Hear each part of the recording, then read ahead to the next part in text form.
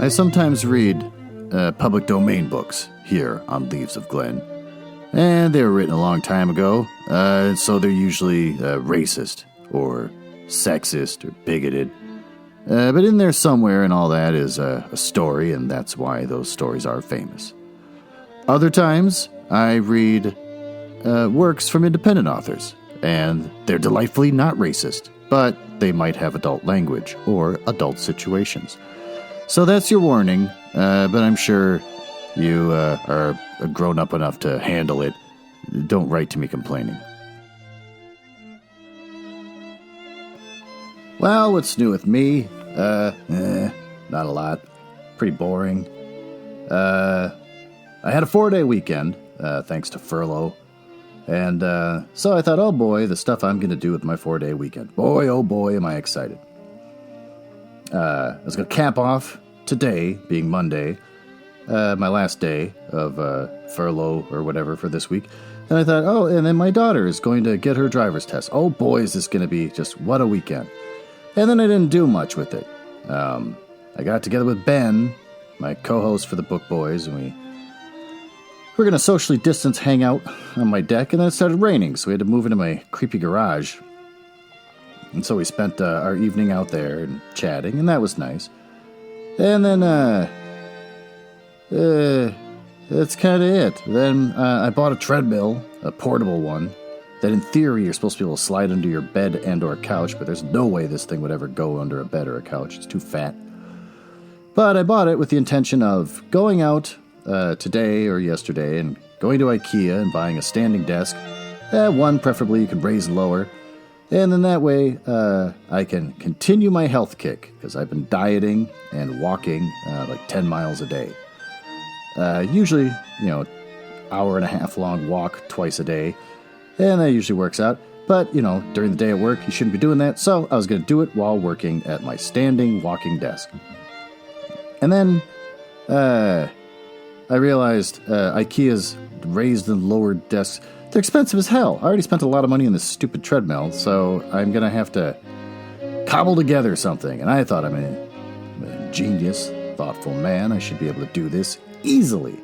And it'll be quaint and cute, and people will laugh, oh, look at that. But also like, oh, it looks so good. Nope, that didn't work out. What I cobbled together is embarrassing. It's a table that's supposed to be for the kitchen.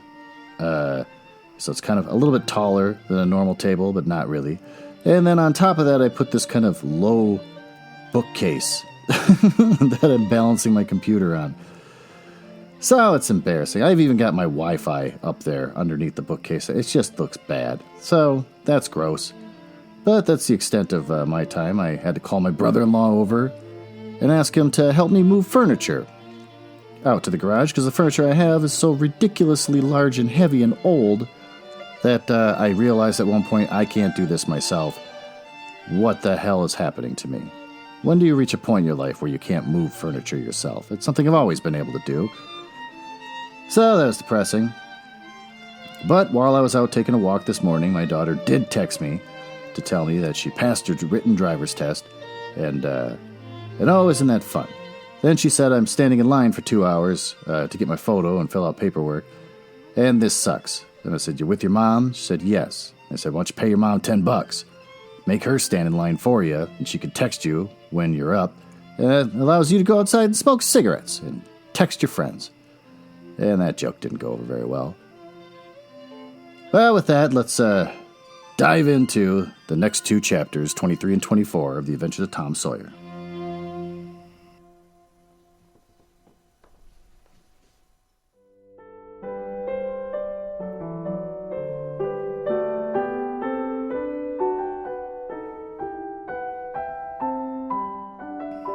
Well, here's the part where normally I try to read a fun fact about Samuel Langhorne Clemens, otherwise known as Mark Twain. But the facts I have available to me from a normal website has been pretty boring. For example, Twain was introduced to leaders, including abolitionists, socialists, atheists, and political activists in his life. Twain was very outspoken on issues such as slavery, racism, and animal cruelty. He incorporated many of his liberal ideas into his writing. I'd like to learn more about what his stance is on slavery and racism.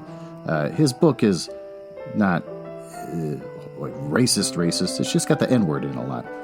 So I'd kind of like to know, what was his stance? How far advanced was he for his time? But we'll never know because this site won't tell us. But they will tell us that he loved cats and wanted them around him all the time. So, neither of that was interesting. So I looked up whatthefact.com about Jackie Onassis. Number 1, before marriage, following her graduation and prior to her marriage to John F. Kennedy. Jacqueline Kennedy was the, quote, inquiring camera girl for the Washington Times-Herald. She took pictures of people she encountered and asked them all sorts of questions on the issues of the day and wove their replies into her newspaper column. She also covered the 1953 coronation of Queen Elizabeth II. So, that was a little more interesting and better written than what you normally see. So, with that, let's dive into the next 2 chapters of The Adventures of Tom Sawyer.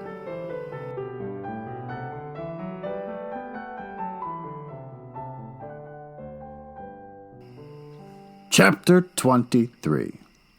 At last, the sleepy atmosphere was stirred, and vigorously. The murder trial, which I nearly forgot about, came on in the court. It became the absorbing topic of village talk immediately. Tom could not get away from it. Every reference to the murder sent a shudder to his heart. For his troubled conscience and fears almost persuaded him. These remarks were put forth at his hearing as feelers.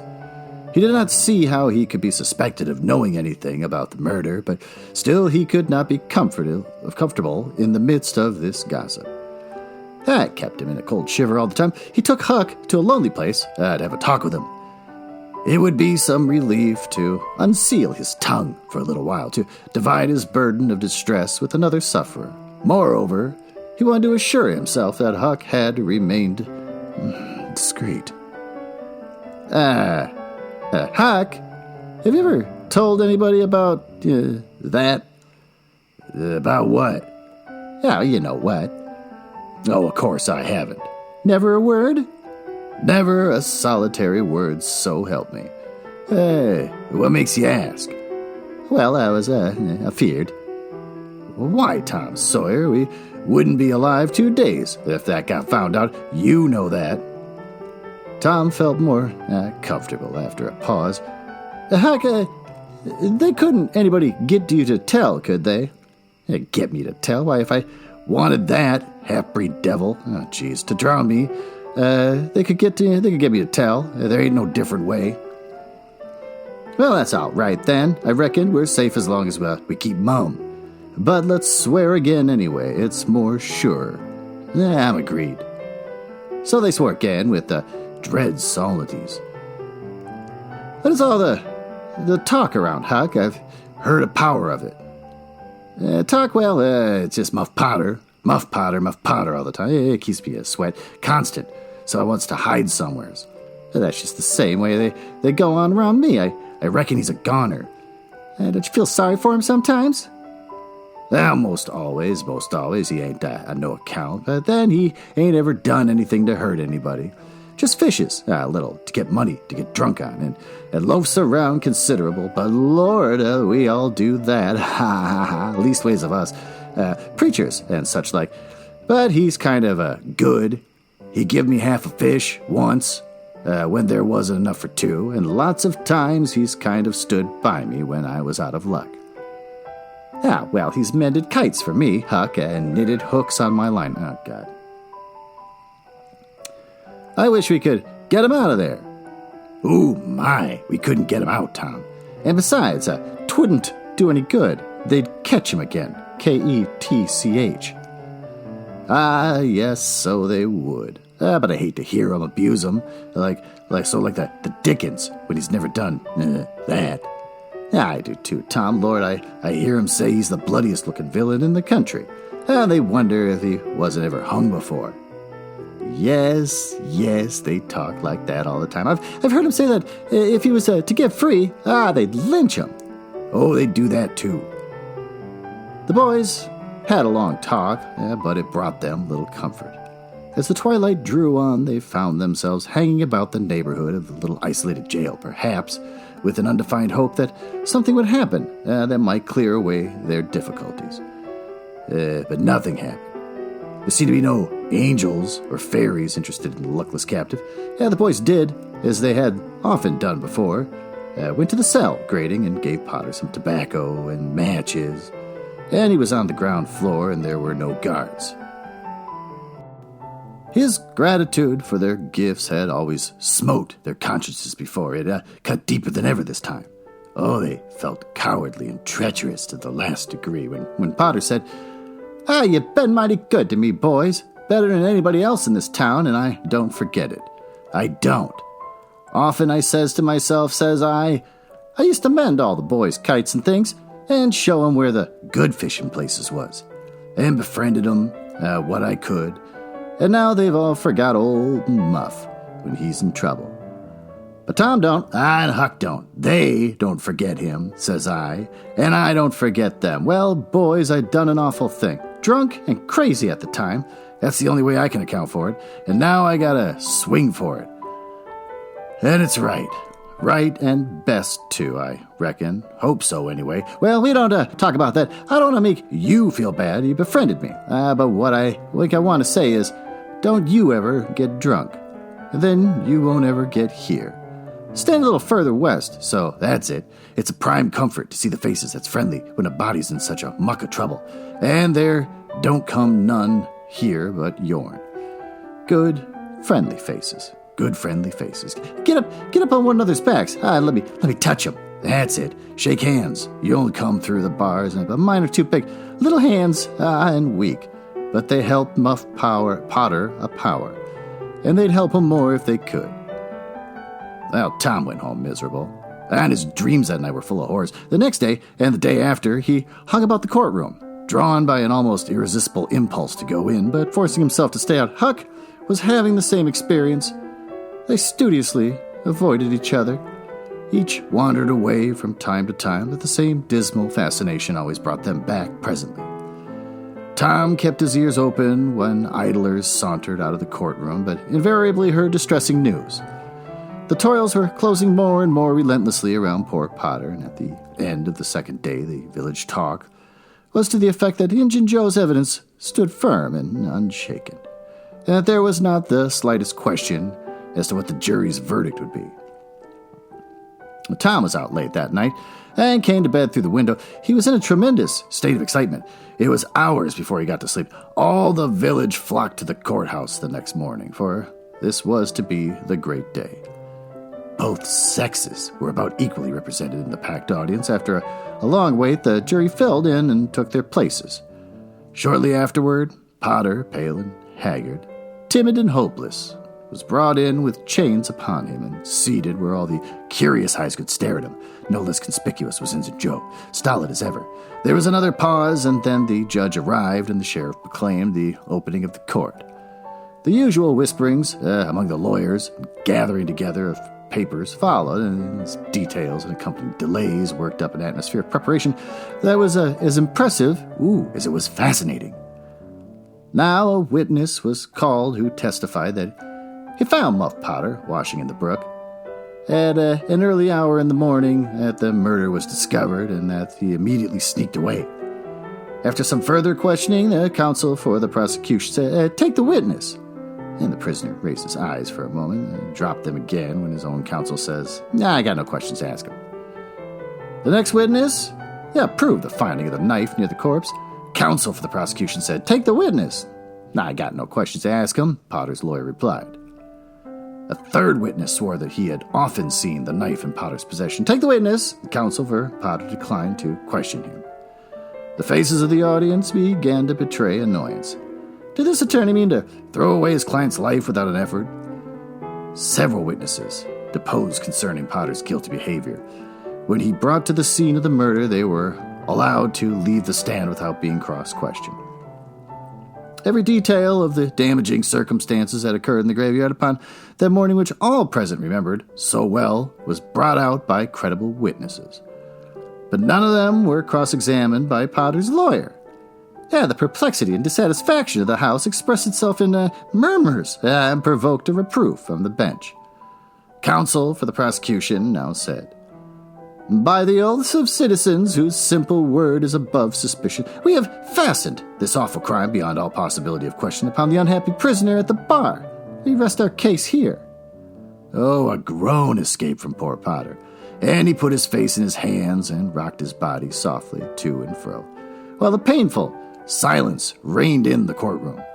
Many men were moved, many women's compositions testified itself in tears. Counsel for the defense rose and said, "Your Honor, in our remarks at the opening of this trial, we foreshadowed our purpose to prove that our client did this fearful deed while under the influence of a blind and irresponsible delirium produced by drink. We have changed our mind. We shall not offer that plea." Then to the clerk, "Call, Thomas Sawyer." Oh, a puzzled amazement, just like what you heard me say, awoke in every face in the house, not even the expecting Potters. Every eye fastened itself with wondering interest upon Tom as he rose and took his place upon the stand. Oh, the boy looked wild enough, for he was badly scared. The oath was administered. "Thomas Sawyer, where were you on the 17th of June, about the hour of midnight?" Oh, Tom glanced at Injun Joe's iron face, and his tongue failed him. The audience listened, breathless, but the words refused to come. After a few moments, however, the boy got a little of his strength back and managed to put enough of it into his voice to make part of the house hear. In the graveyard." "A little bit louder, please. Don't be afraid. You were in the graveyard." A contemptuous smile flitted across Injun Joe's face. "Were you anywhere near Horace Williams' grave?" "Yes, sir." "Speak up, just a trifle louder. How near were you?" "As near as I am to you." "Were you hidden or not?" "Oh, I was hid." "Where?" "Behind the elms. That's on the edge of the grave." Injun Joe gave a barely perceptible start. "Anyone with you?" Yes, sir. I went there with Dash." Wait a moment. Never mind mentioning your companion's name. We will produce him at the proper time. Did you carry anything there with you?" Tom hesitated and looked confused. "Speak out, my boy. Don't be diffident. The truth is always respectable. What did you take there?" Only a dead cat." There's a ripple of mirth, which the court checked. "We will produce the skeleton of that cat. Now, my boy, tell us everything that occurred. Tell it in your own way. Don't skip anything. Don't be afraid." Tom began hesitatingly at first, but as he warmed to the subject, his words flowed more and more easily. In a little while, every sound ceased but his own voice. Every eye fixed itself upon him with parted lips and bated breath. Oh, the audience hung upon his words, taking no note of time, wrapped in the ghastly fascinations of the tale. The strain went on. Pent emotion reached its climax, and the boy said, "And as the doctor fetched the board around the Muff Potter fell, Injun Joe jumped with the knife, and crash! Quick as lightning, the half-breed sprang for the window, tore his way through all the opposers, and was gone." Well, that was exciting. Thank God I'm reading chapter 24. Tom was a glittering hero once more, the pet of the old, the envy of the young. Oh, his name even went into immortal print, for the village paper magnified him. There was some that believed that he would be president yet if he escaped hanging. As usual, fickle, unreasoning world took Muff Potter into its bosom and fondled him as lavishly as it abused him before. But that sort of conduct is to the world's credit. Therefore, it is not well to find fault with it. Tom's days were days of splendor and exaltation to him. But his nights were seasons of horror. Injun Joe infested all his dreams, and always with doom in his eye. Hardly any temptation could persuade the boy to stir abroad after nightfall. Poor Huck was in the same state of wretchedness and terror, for Tom had told the whole story to the lawyer the night before the great day of the trial, and Huck was sore afraid that his share in the business might leak out yet, notwithstanding Injun Joe's flight had saved him the suffering of testifying in court. The poor fellow had got the attorney to promise secrecy. But what of it, since Tom's harassed conscience had managed to drive him to the lawyer's house by night and wring a dead tail from his lips that had been sealed with the dismalest and most formidable of oaths. Huck's confidence in the human race was well nigh obliterated. Daily, Muff Potter's gratitude made Tom glad he had spoken, but nightly he wished he had sealed up his tongue. Half the time, Tom was afraid Injun Joe would never be captured. The other half, he was afraid that he would be. And he felt sure he could never draw a safe breath again until that man was dead and he had seen the corpse. Rewards had been offered. The country had been scoured, but no Injun Joe was found. One of those omniscient. Ugh, that was a tough one for me. I'm glad I pulled it together at the last minute.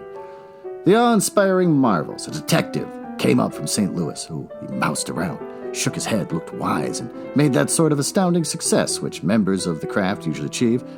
That is to say, he found a clue, C-L-E-W, that you can't hang a, quote, clue for murder.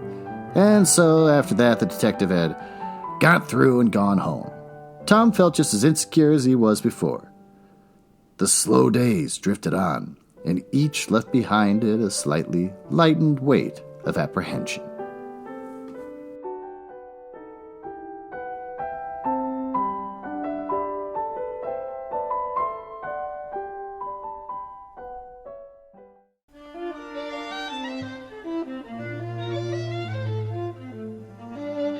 Short and punchy, short and punchy. And what a cliffhanger. I'm surprised at how much I'm liking Mark Twain. I only read him when I was a kid, and so I didn't form any decent opinions about his writing. But I'm enjoying it a lot more. I feel like I should dredge up what his stances were on racism and hope that he redeems himself for the excessive use of the N-word, which I know was of its time considered not as offensive as it is now, but still, it's annoying to read. What do we learn? We learn that Tom Sawyer has a conscience, so he finally does the right thing, out of guilt and everything else. And Huck Finn's just a racist jerk, but he gets dragged into it against his will. And when he does the right thing, Injun Joe takes off running. So that was, now he's out there, and he's a dangerous element. So that's carrying through. I'm glad we didn't lose the narrative of the murder or anything along those lines. My daughter said that she remembers reading this and thought it was tough to read. Kind of like when you sit down to read Edgar Allan Poe. Like the way, the words he uses. Boy, am I having a tough night tonight. His lexicon. There, I sound fancy again. It can be a little difficult to read sometimes, to follow along. I tend to zone out. And so she was saying the same thing about this. And I was thinking, that's weird because it seems so easy to read. But maybe my tolerance is different because I have read so much classic literature, which, like Lord Byron, can be very difficult and annoying. But I'm turning out to like this a lot. So, how do I tie this into what I said before? With working out and making embarrassing working desks for my treadmill. Perseverance. Perseverance in doing the right thing. Now that's what we're going to go away with. Ben and I still aren't going to be recording an episode soon. We're going to be reading 50 Shades of Grey, which is something we're both not looking forward to, and we just need a damn break. So, I'm going to be kicking out more episodes of this to wrap this turd up, because summertime is almost ending. I can tell because Target is selling pumpkin-flavored coffee again, which, like the little moron that I am, I snapped right up right away. And oh boy, have I been loving it. So, autumn is in the air, and I gotta wrap this story up, because it's not very, fall feeling. There's not a lot of I don't know. Okay, well, with that, thanks for listening, and I will talk to you later this week.